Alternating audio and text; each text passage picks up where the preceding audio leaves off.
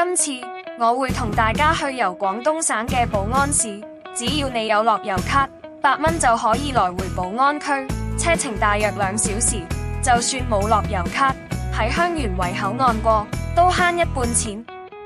我仲會去參觀一個好特色嘅教堂，同埋早期進入中國宣教嘅宣教士墓地，然後會品嘗5星級嘅客家美食，跟住仲會去深圳一個大型商場食晚飯。去寶安區好簡單，可以喺羅湖或者蓮塘口岸轉深圳地鐵，去到福永站就可以。因為我有樂遊卡，所以由蓮塘口岸去，來回只需要8蚊。如果經羅湖關口去，就要80幾蚊，足足貴咗10倍。之前啲片都有介紹過，只要喺港鐵粉嶺站尾出口，見到粉嶺名都個牌，轉右落樓梯，搭別七巴士就可以去到蓮塘口岸。正啊！哇，落分有幾多人？哇！過關之後，沿住商場去蓮塘口岸地鐵站，先坐2號線去到江夏北站，然後轉11號機場線，喺福永站落車，就已經到咗廣東省嘅寶安區。哇！而家嚟到呢個免費通道，呢度就係免費通道啦。8點10個字就由呢個口岸出發。好，我哋而家嚟到江夏北站轉車，而家我哋咧就轉去11號線啊。嚟到江夏北個站啦。江夏北站係一個設計得好靚嘅站，我哋可以先欣賞下呢個站嘅設計。哇，呢個幾靚啊！哇！江夏北站於2011年6月28日投用運營，係深圳地鐵2號線、10號線、11號線同14號線嘅4線樞紐轉車站，係深圳地鐵系統內第2個4線轉車站。係咯，又去呢個永福站。真係好快啊！10點鐘已經到咗呢個福永站係一個屬於深圳地鐵11號線同12號線嘅地鐵車站，位於廣東省深圳市福永街道、寶安大道同福州大道交叉路口，於2016年6月28日正式啟用。東側，而家離開站口就出咗嚟等人啦。呢個就係福永站啦。因為今次係朋友邀請我哋上去參觀佢間教會，所以一出地鐵站就已經有架專車接我哋。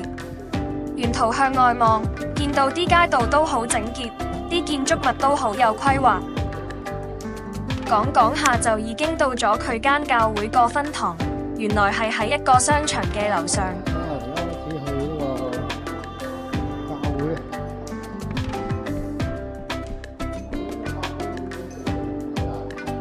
呢個分堂唔算好大，只可以容納20-30人。入到去之後，佢哋即刻沖咗啲茶俾我哋飲，心想真係大件事，搭咗2個鐘頭車，仲未去過廁所，而家仲要飲茶，真係唔知點算。但係醜婦終需要見家翁，唯有開聲問下廁所喺邊度，真係難為情。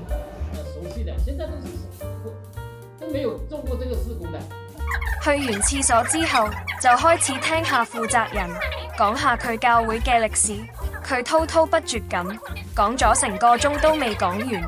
我第2個問題又出現，因為今朝時間緊迫，所以連早餐都未食，而家個肚打晒鼓。今次我真係忍唔住同佢講，我好肚餓，食完午飯先再講，真係好餓。不過民以食為先，都唔好客氣。食飯前，佢帶咗我哋去商場個超市行下，哇，又真係幾大喎！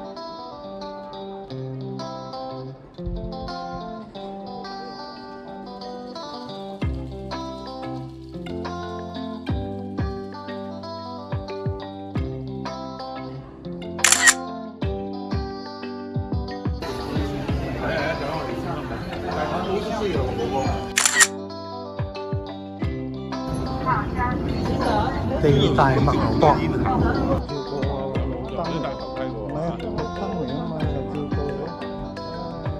跟住佢揸車送咗我哋去一間食客家菜嘅餐館。佢話呢間係5星級嘅餐館，佢哋煮嘅客家4大名菜非常好食。佢哋煮嘅客家菜非常好食，有鹽焗雞、客家釀豆腐、客家釀苦瓜、釀茄子等。但係除咗呢4道菜好好味之外，其他菜式都好好食，果然係5星級食府。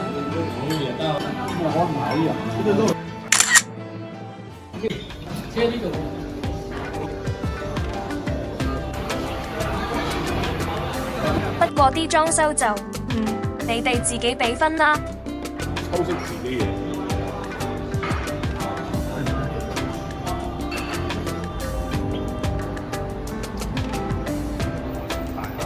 哇！呢間酒店喎。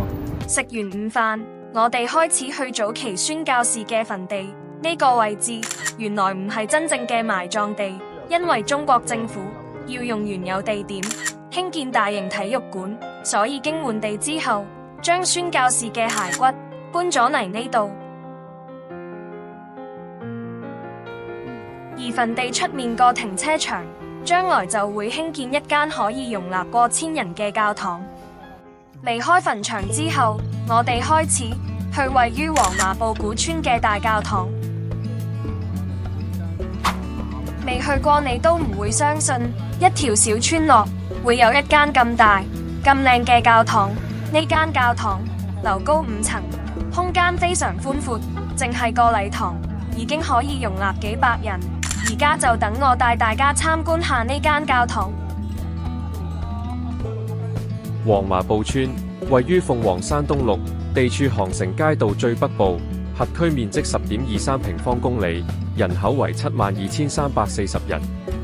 原為客家村落，原居民主要於明末清初由河南漿水地區遷入。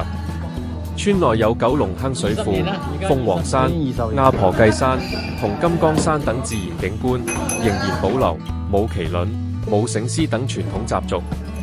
黃麻布村原稱黃麻布，為羅姓客家古村，山環水繞，風光秀美。社區有碉樓3處，客家圍屋風格嘅古建築40多處，融合客家、西方建築風格，保存咗中西方文化交融嘅樣本。喺樓底好高。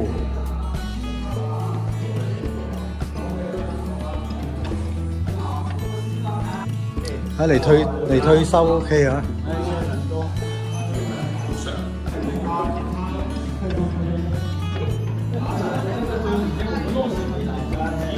上到教堂天台，望向前方，又見到另一間好有特色嘅建築物。原來呢間係天主教堂，真係冇想過國內會有咁多教堂。一條村裏面已經有2間。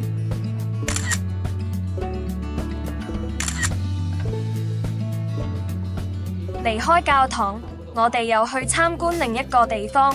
負責人話係去一個叫做鳳凰山嘅山莊，於是我抱住好大期望，應該都會好似陽明山莊咁啩。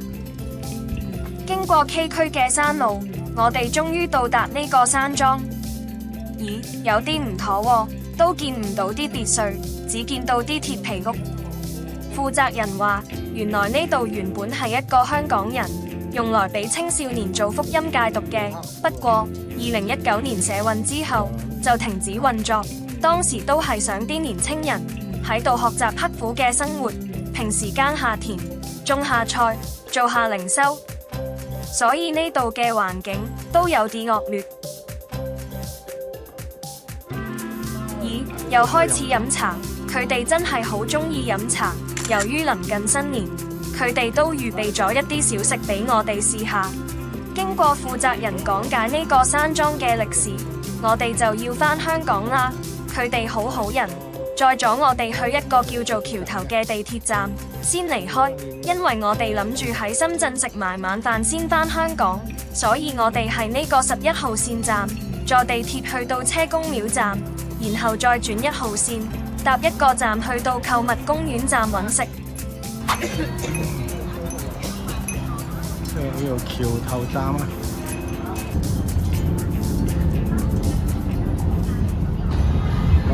期嚟到購物公園站啦，喺呢個 G 出口出。搭咗1個鐘頭車，終於到咗購物公園站。呢個叫做 Coco Park 商場，個商場真係好大，好靚，真係日日都可以深圳夜繽紛。我哋一路行，一路睇下有啲乜嘢好食。飲呢隻運果汁，哇 ！DJ 喺航拍機喎，會唔會平啲㗎？愛斯的茶。咗一層牛多啊！都係有牛肉啦。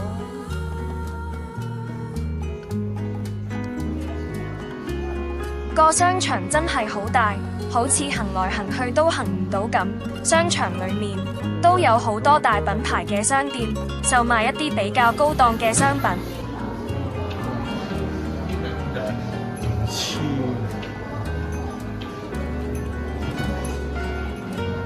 得意啊啲啊，好似廟街睇相咁咩？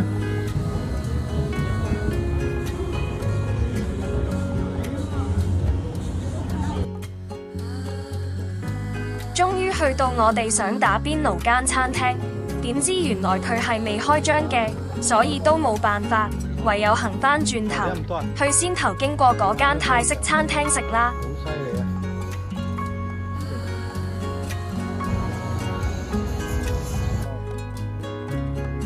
返轉頭嘅時候，又再欣賞下呢個商場嘅夜色。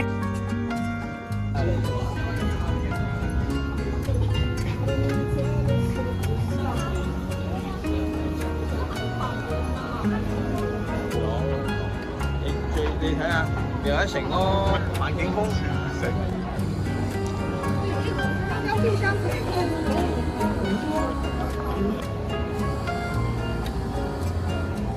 我最中意食呢間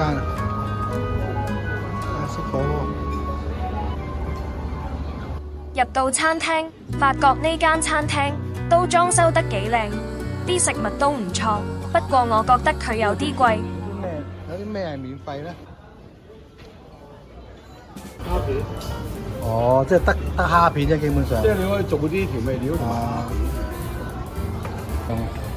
小菜混埋。我哋睇下椰子奶糕。我哋又打邊爐喎，呢個椰子煲食咗都唔少。埋單嘅時候，每人平均都要接近180蚊港元，不過都係比香港食便宜嘅。食完晚飯，我哋開始離開商場，去搭地鐵返香港。由於呢個商場太大，我哋揾咗好耐，先揾返個地鐵入口。冧把名牌啊！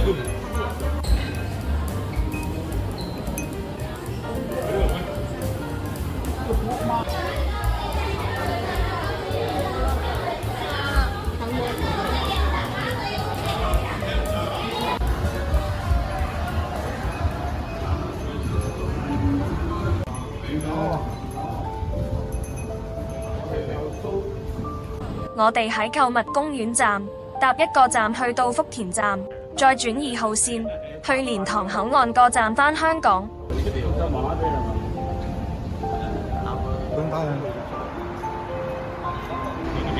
一晚上9點。睇完片記得點讚、分享同訂閱是乃康抗，有你嘅支持就係我嘅動力來源，多謝。